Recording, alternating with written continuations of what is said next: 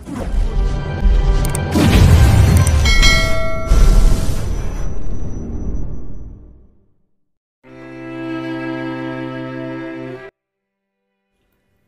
ng mga tauhan ni Joaquin ang utos nito at iniwan na lamang basta-basta si Ramon nang walang paalam. Nakahinga ng maluwag ang lalaki nang makitang naroon pang kotse niyang nakaparada kung saan niya ito huling nakita. Dali-dali siyang pumasok sa loob ng kotse sa takot na baka dukutin siya ulit ng mga ito. Agad niyang pinaandar na mabilis ang kotse niya at dumiretso kay Don Fausto upang magpaliwanag. Talagang sobrang kinakabahan siya sa mga oras na yon. Baka kasi dumating si Kit Joaquin at patayin siya dahil mas pinili niya maging loyal kay Don Fausto.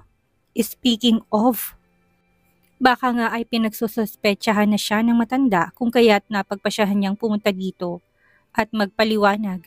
Ngunit bigla niyang itinigil ang sasakyan at ipinarada sa madilim na sulok ng daan.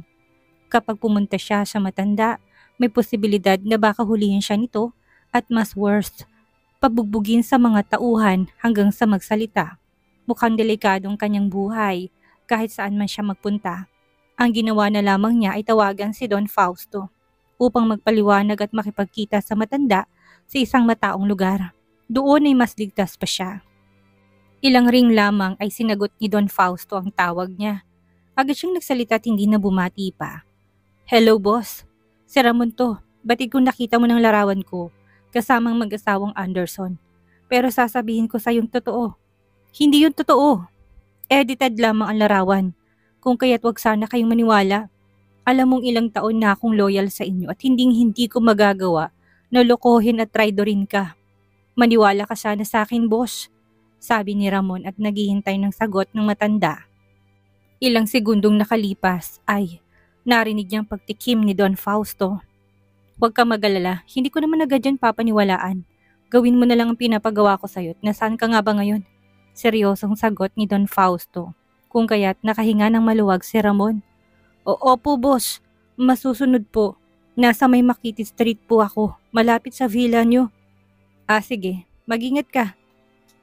Nang maibaba niya ang tawag ay napabuga siya ng hangin. Unti-unting sumilay ang ngiti niya sa labi. Sabi ko na nga ba't papaniwalaan pa rin ako ni Don Fausto eh. Ako lang naman ang pinagkakatiwalaan niya, kung kaya't malakas ang loob kong hindi niya ako didispatchahin. Agad na narelax ang kanyang katawan at nawala ang takot niyang nararamdaman. Pinaandar na niya ang kotse at pakadta-kadta pa siya at sumisipol pa habang nagdidrive. Sa kabilang banda, nang ibinaba ni Don Fausto ang telepono, ay agad na lumingon ito sa mga tauhan na nakaabang sa utos ng matanda. Nasa Makiti Street ngayon si Ramon. Alam niyo nang gagawin niyo sa kanya. Seryosong sabi ni Don Fausto at napasandal sa swivel chair nito. Lahat ay nagsitanguan at mabilis na umalis sa loob upang dispatchahin ang traidor sa kanilang grupo.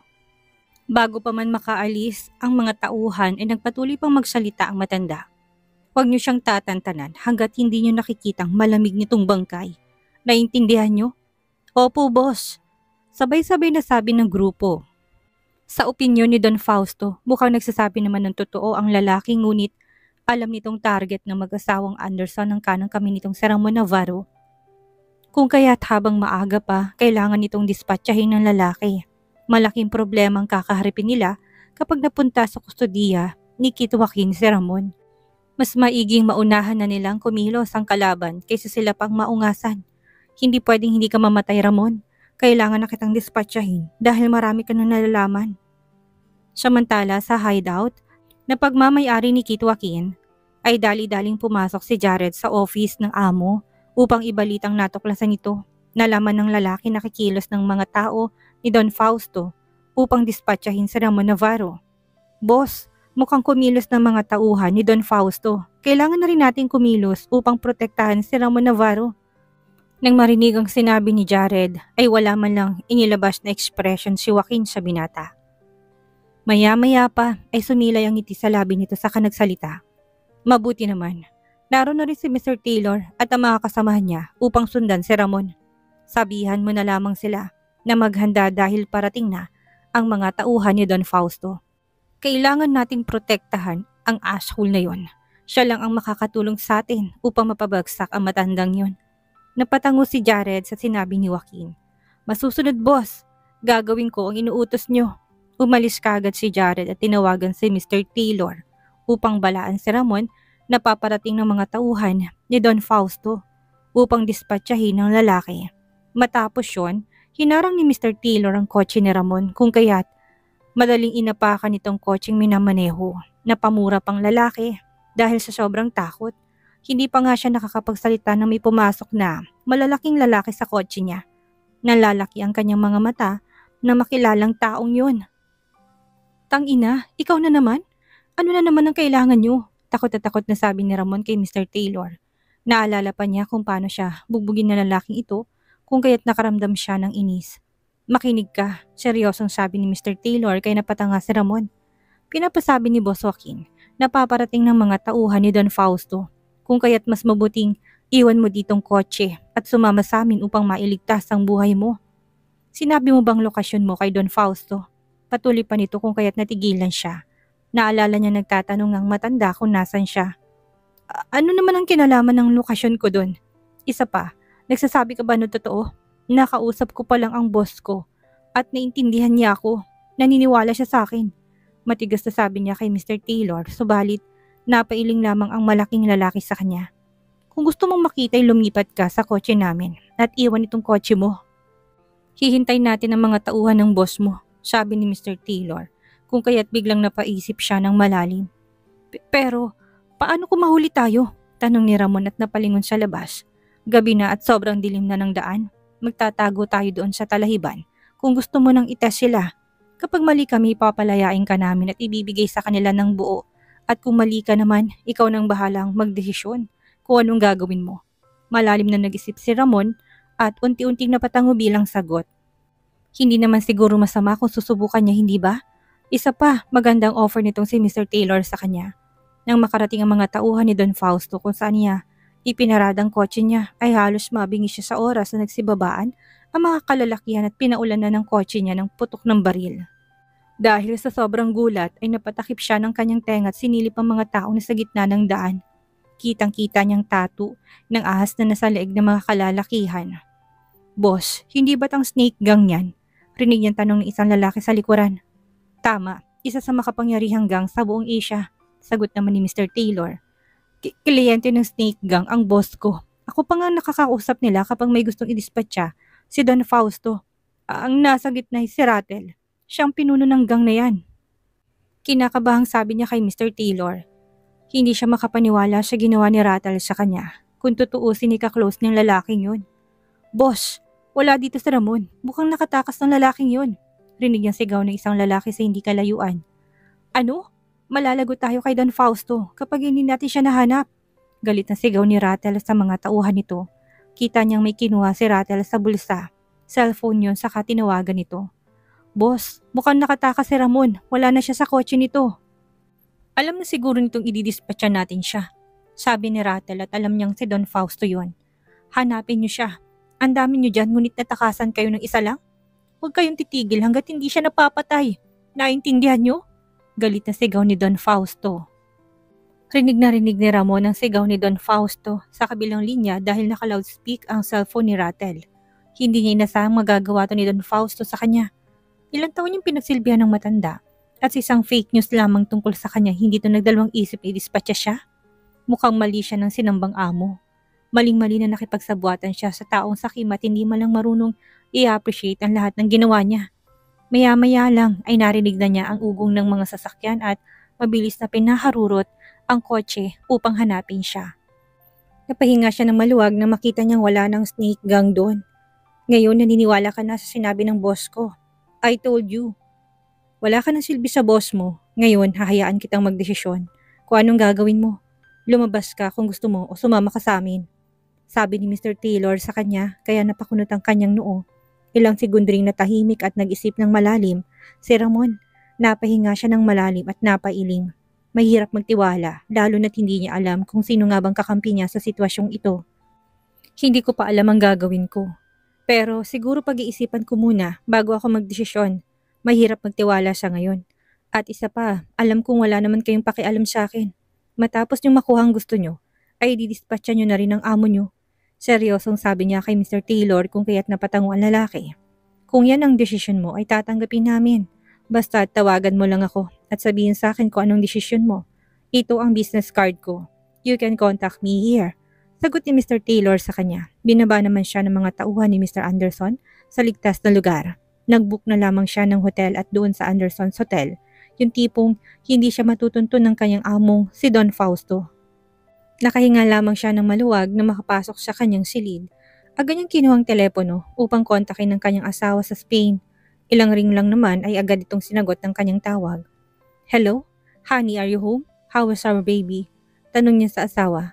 We are fine. Where are you? I've been trying to reach you, but you're not answering. I'm extremely worried about you. Kinuyom niyang kamao sa kanapabuntong hininga. Honey, I need you to go to Costanera Hotel. I already booked you for a week there. This is an emergency, and you really have to do what I said. This is for your safety and our baby. What? Is there a problem? Where are you? Nag-aalalang tanong sa kanya ng kanyang asawa. I am here at the hotel and there's no problem. Don't ask so many questions. And follow my order. Trust me.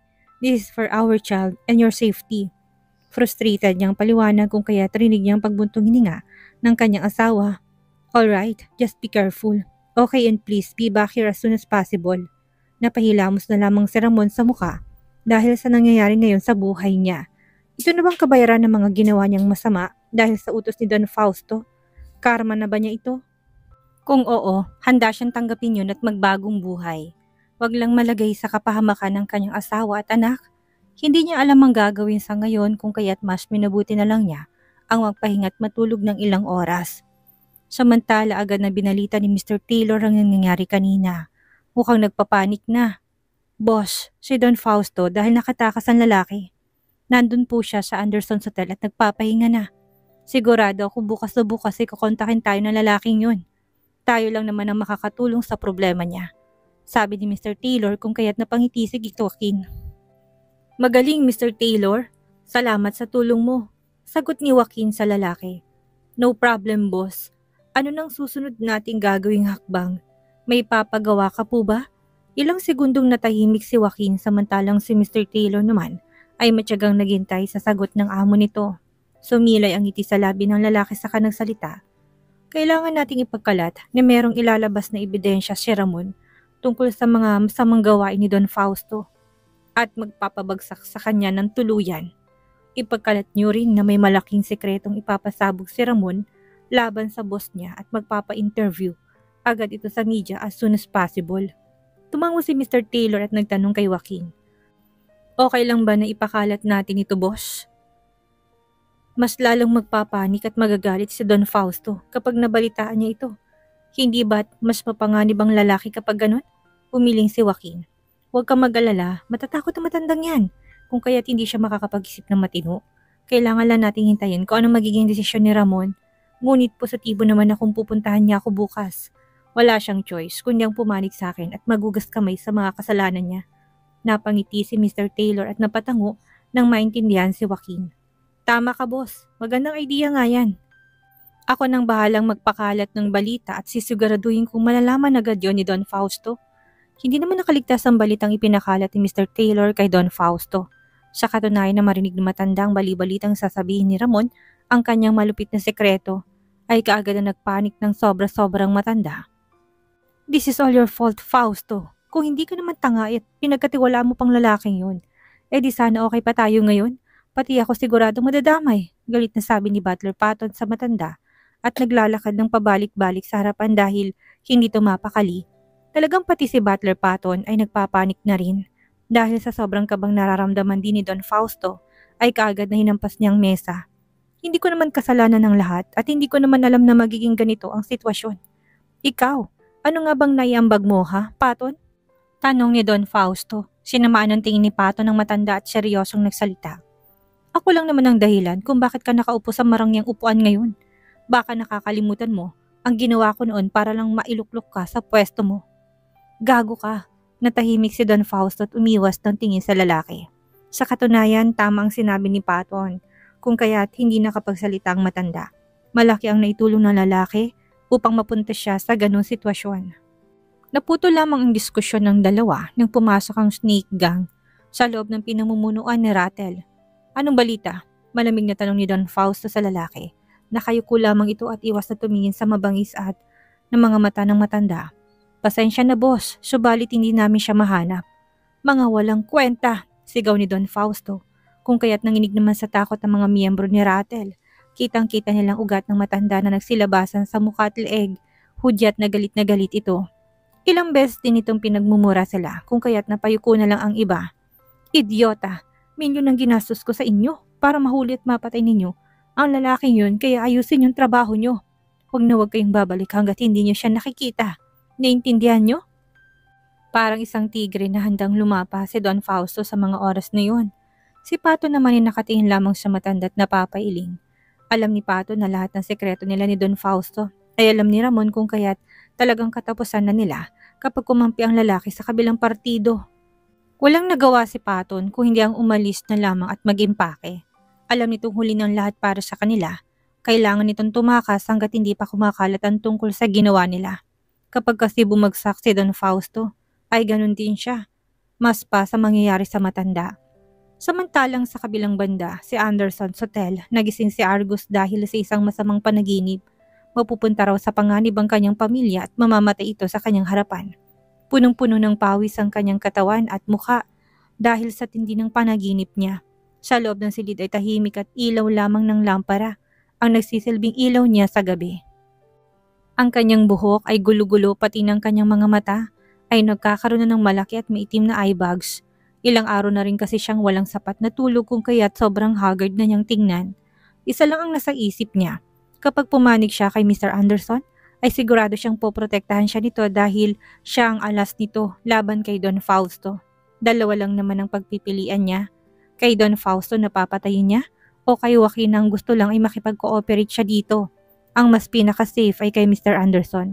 Kung kaya't bunang desisyon niya, kinuha niyang calling card na ibinigay ni Mr. Taylor sa kanya kanina at itinawagan yon. Narinig naman kagad niyang boses ng lalaki sa kabilang linya. Huminga siya ng malalim bago nagsalita.